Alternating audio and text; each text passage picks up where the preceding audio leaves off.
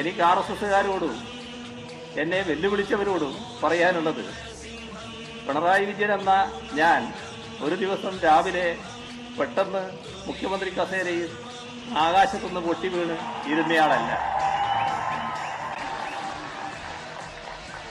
നിങ്ങളെ നേരിട്ട് അറിയാത്തയാളുമല്ല.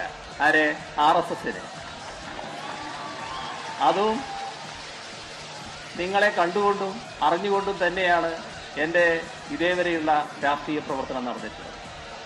ഇപ്പോ ഈ പോലീസിന്റെ കയ്യിലുള്ള ആയുധങ്ങളുടെ നടുവിലൂടെയാണ് ഞാൻ സഞ്ചരിക്കുന്നതെന്ന് പറയുമ്പോൾ, ഒരു കാലം ബ്രണ്ണൻ കോളേജിലെ പഠനം പൂർത്തിയാക്കി പുറത്തിറങ്ങിയ കാലം,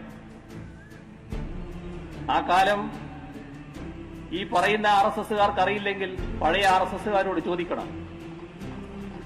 അന്ന് നിങ്ങളുടെ കയ്യിലുള്ള ഊരിപ്പിടിച്ച കത്തിയും ഉയർത്തിപ്പിടിച്ച വടിവാളുകളുടെയും നടുക്കുകൂടെ തന്നെ ഞാൻ നടന്നുപോയിട്ടുണ്ട്.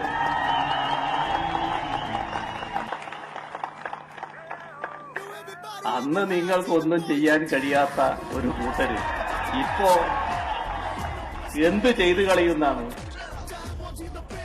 മധ്യപ്രദേശിലെ എന്റെ യാത്ര തടഞ്ഞതിനെപ്പറ്റി നിങ്ങൾ പറയുന്നുണ്ട്. ഒരു മുഖ്യമന്ത്രി സ്ഥാനത്തിരിക്കുന്ന ഒരാളെന്ന നിലക്ക് ഒരു സംസ്ഥാനത്ത് ഞാൻ ചെല്ലുമ്പോ ആ സംസ്ഥാനത്തിലെ ഗവൺമെന്റ് പറയുന്ന കാര്യങ്ങൾ അംഗീകരിക്കുക എന്നത് ഒരു മര്യാദയാണ്. അതൊരു മുഖ്യമന്ത്രി സ്വീകരിക്കേണ്ട മര്യാദയാണ്. ആ ഗവൺമെന്റ് പറഞ്ഞു അങ്ങോട്ട് പോകാൻ പാടില്ല, ഞാനതനുസരിച്ചു.